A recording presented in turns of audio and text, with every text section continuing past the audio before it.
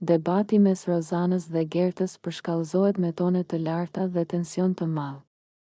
Të dyja janë të revoltuara dhe nuk kursejnë asnjë fjalë për njëra tjetrën. Situata bëhet gjithnjë e më e nxehtë, ndërsa të tjerët në shtëpi shikojnë të habitur se si përplasja mes tyre po del jashtë kontrollit. Rozana, e irrituar nga fjalët e Gertës, e shikon drejtë në sy dhe me një ton kërcënues i thot: "Ik andej, mos më fol mua kështu, se të marr zvarr. Ti mendon se mund të më flasësh si të duash? As mos e provo, se s'jam unë ajo që duron budallallqet e tua." Zëri i saj kumbon në dhomë dhe fytyra i skuqet nga zemërimi. Ajo shtrëngon grushtat dhe duket se është gati të shpërthej edhe më shumë.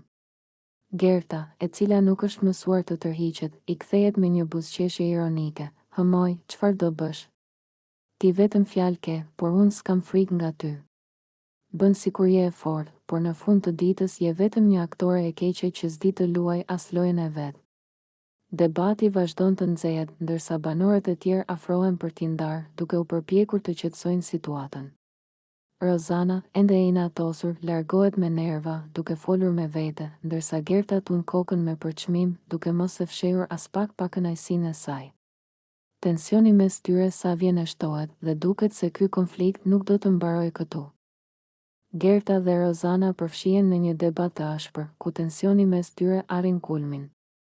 Prej kohësh, marrëdhënia mes tyre ka qenë e ftohtë, por këtë herë gjërat dalin jashtë kontrollit dhe debati kthehet në një përplasje të fortë verbale.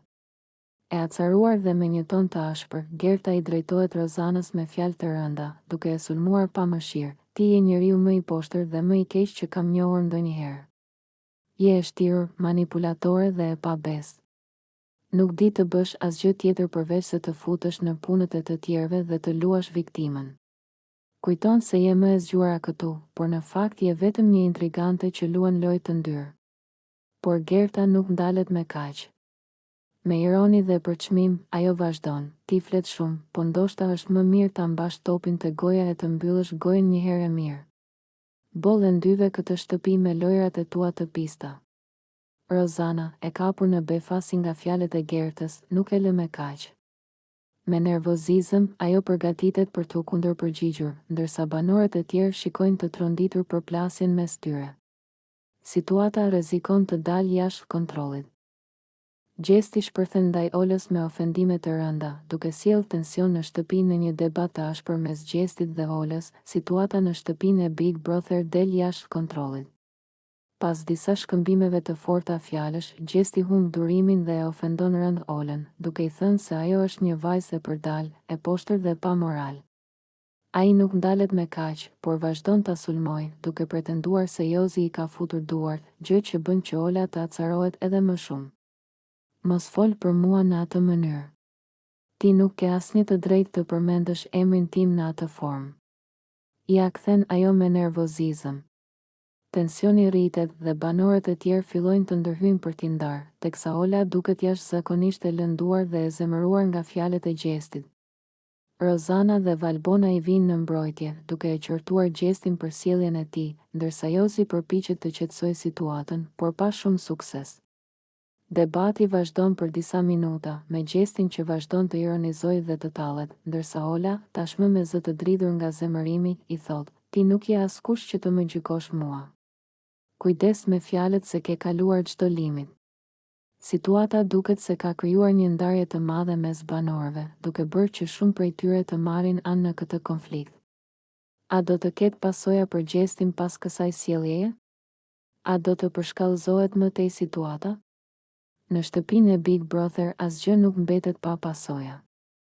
Një debat i ashpër mes Olës dhe Gjestit, tensionet arrin kulmin në shtëpinë e Big Brother, tensionet mes banorëve vazhdojnë të rriten dhe këtë herë, një debat i ashpër shpërthen mes Olës dhe Gjestit. Të dy kanë pasur përplasje të mëparshme, por kësaj here, situata duket se po del jashtë kontrollit. Gjesti, i njohur për mënyrën e tij provokuese dhe për tendencën për të ngacmuar banorët me batuta ironike, duket se ka arritur pikën ku Ola nuk duron më. Ajo e shikon me nervozizëm dhe, pa u përmbajtur, fillon ta kundërshtojë me tone të larta. "Ti nuk je asgjë tjetër veç se një budalla, një manjak dhe një njeri i poshtër. shpërthen ajo, duke e shikuar drejt në sy me një shprehje të mbushur me shgënjim dhe mëllef. Gjesti qesht me ironi, si për të treguar se fjalët e saj nuk po e prekin, por kjo vetëm e acaron më shumë Olën. Pse je kaq e revoltuar? Mos vallë të ka mbetur qefi që nuk të vëmë në qendër të vëmendjes. Ja kthen ai me një ton sfidues, duke e provokuar edhe më tej. Ola tun kokën me nervozizëm dhe vijon. Jo, më ka mbetur qefi që një njeri si ti vazhdon të sillet kështu, duke i përdorur njerëzit për lojën tënde të ndyrë. Nuk ke as respekt dhe as ndërgjegje. Je thjesht një strateg që mendon vetëm për veten tënde.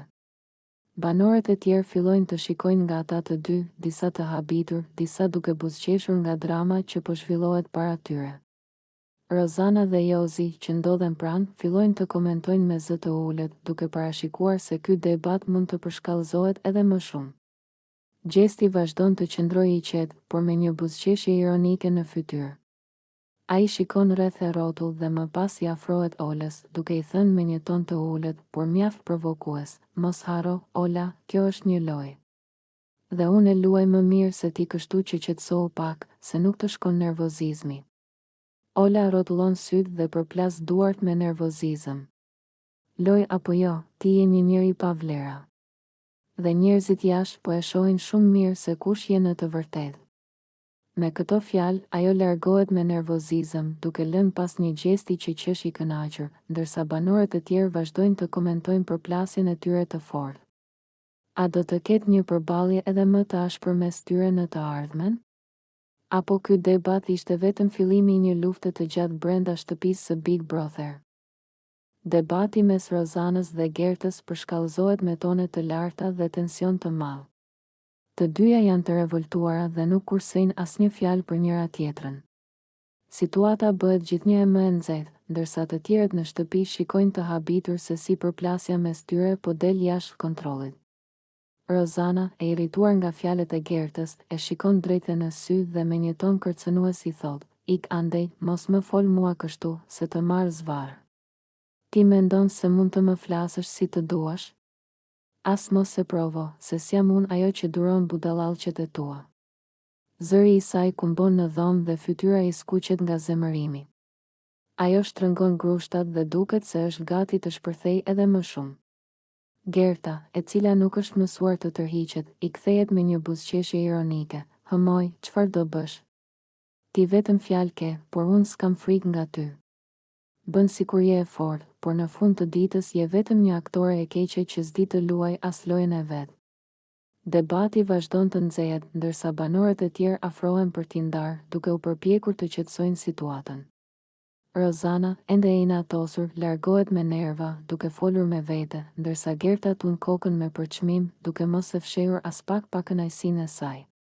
Tensioni mes tyre sa vjen e shtohet dhe duket se ky konflikt nuk do të mbarojë këtu. Gerta dhe Rozana përfshihen në një debat të ashpër, ku tensioni mes tyre arrin kulmin.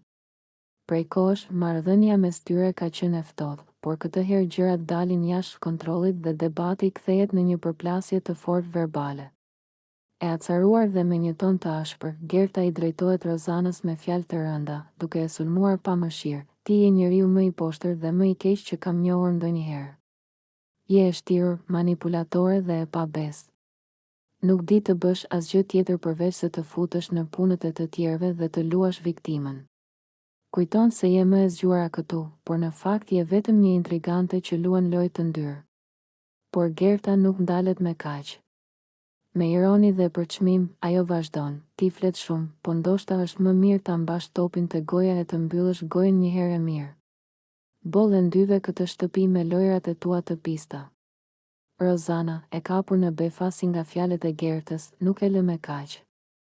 Me nervozizëm, ajo përgatitet për t'u kundërpërgjigjur, ndërsa banorët e tjerë shikojnë të tronditur përplasjen mes tyre. Situata rrezikon të dalë jashtë kontrollit. Gjesti dhe Danja ndajnë të njëjtin krevat, një natë mes shakave dhe të qeshurave pas një dite të gjatë plot debate, lojra dhe situata të tensionuara në shtëpinë e Big Brother. Gjesti dhe Danja vendosin të ndajnë të njëjtin krevat për t'u çlodhur. Teksa shtrihen pranë njëri tjetrit, Danja duket paksa në siklet, duke qeshur me nervozizëm dhe duke lëvizur her pas here, ndërsa Gjesti, me stilin e tij të zakonshëm të qeshurave dhe shakave, e vëren menjëherë. Mos u shqetëso fare, pa merak. Unë jam djalë serioz, nuk bëj asgjë. I thot ai me një buzëqeshje të madhe në fytyrë, duke tentuar ta qetësoj Danjën, por njëkohësisht edhe duke e ngacmuar me batutat e tij. Danja fillon të qesh me zë, duke e shtyr lehtë Gjestin me dorë dhe duke i thënë: "Hëmo, lëri këto, se ty nuk të besohet asgjë. E di që je gjithmonë me hile."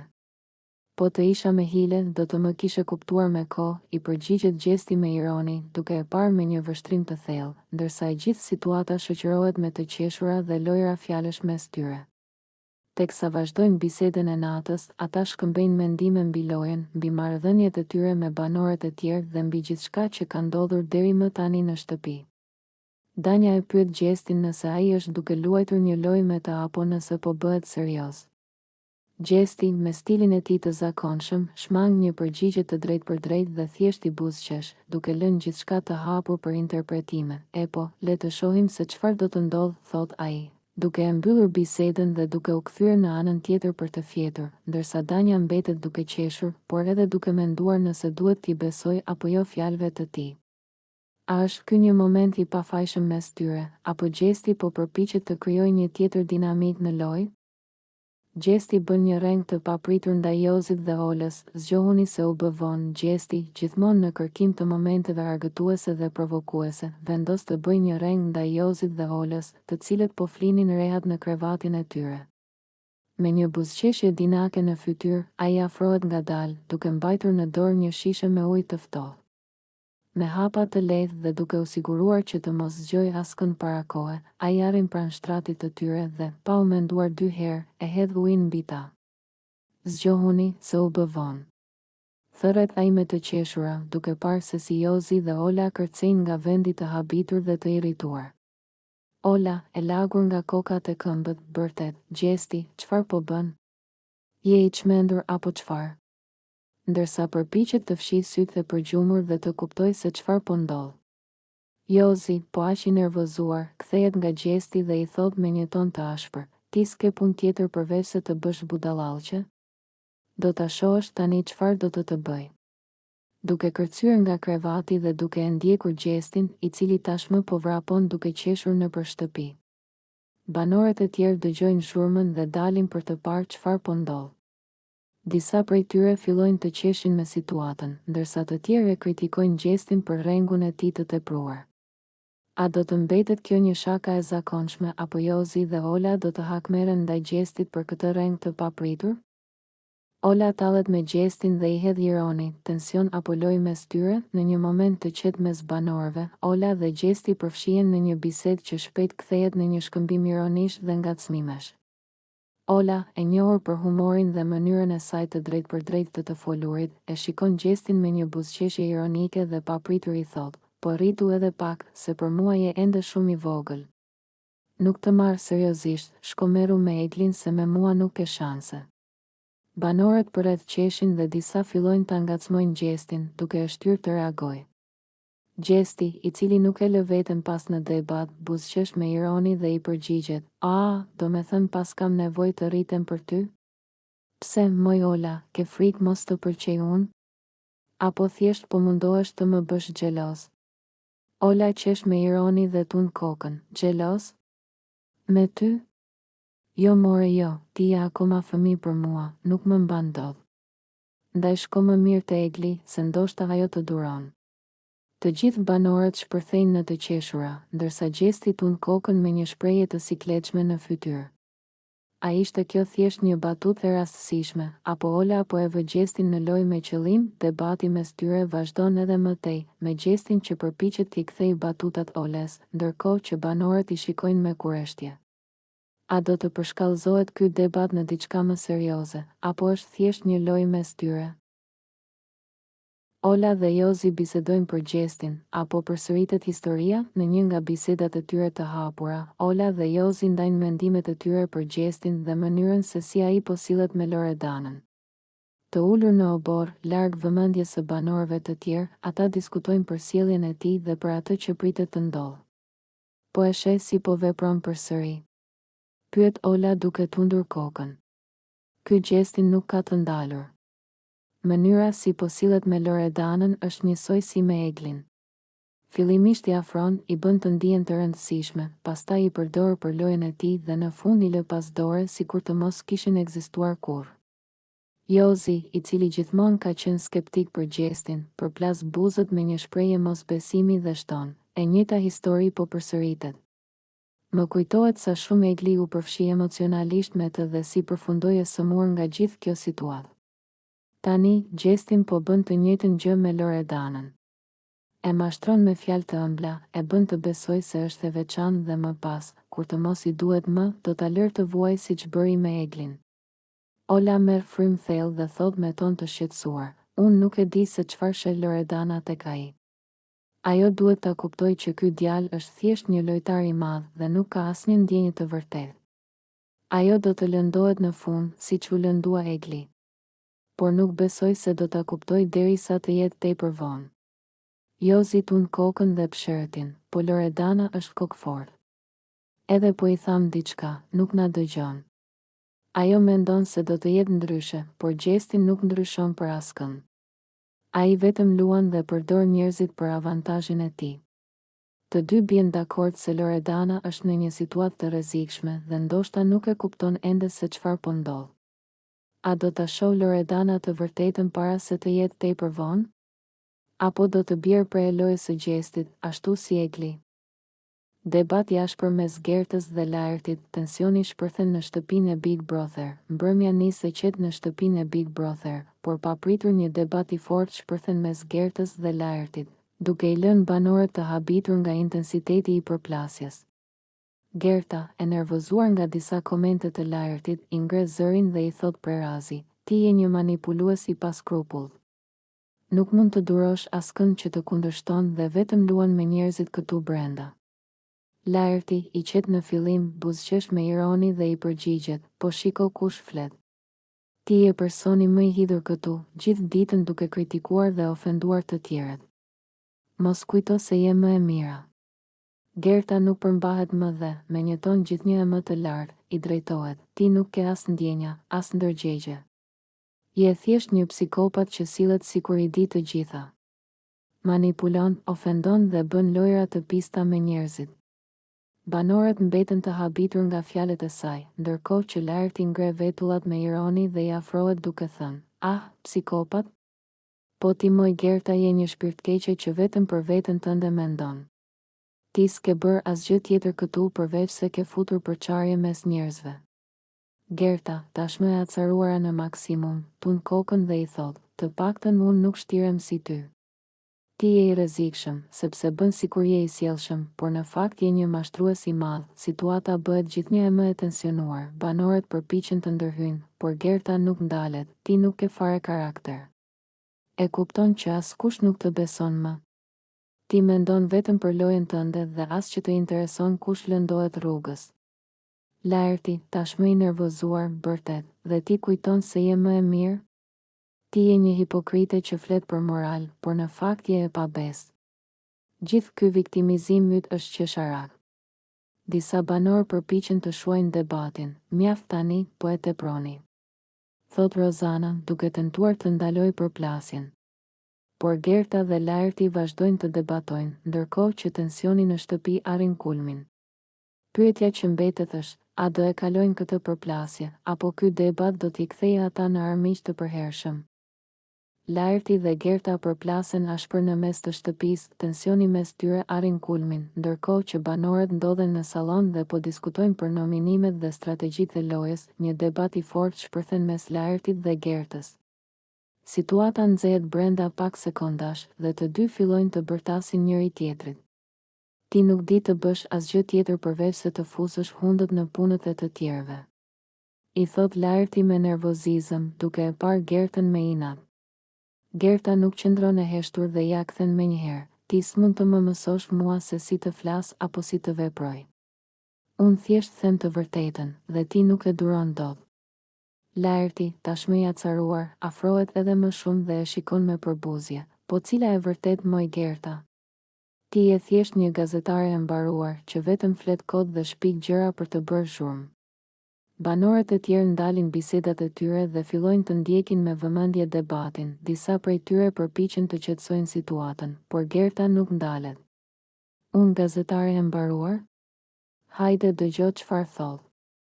Po ti je thjesht një njeri pa personalitet, që s'ka asnjë vlerë për këtë lojë. Bërtet ajo, duke i bërë me dorë Laertit. Laerti qesh me ironi dhe vazhdon. E po normal që do e thuash këtë, sepse e di që nuk ke asgjë tjetër për të ofruar këtu. Flet gjithë ditën për të tjerët sepse ndryshe s'të përfill njeri. Situata sa vjen dhe acarohet më shumë, dhe disa prej banorëve fillojnë të ndërhyjnë. Hajde, mjaft tani se po e teproni, thot Rozana, duke u përpjekur të shuajë debatin. Por Gerta dhe Laerti nuk ndalen. Unë të paktën nuk bëj lojra të ndyra dhe nuk manipuloj njerëzit si ti, i thot Gerta me zë të lartë. Laerti ja kthen menjëherë, ti nuk ke as strategji, as lojë, as gjë. Je thjesht një llafazane që mundohet të tërheqë vëmendje me debate boshe. Banorët shikojnë njëri tjetrin të habitur nga intensiteti i debatit dhe duket qartë se kjo përplasje nuk do mbarojë shpejt. Tensioni është në kulm dhe pyetja e madhe është, a do arrin të pajtohen Gerta dhe Laerti, apo ky debat do t'i kthejë ata në armiq të përhershëm brenda shtëpisë?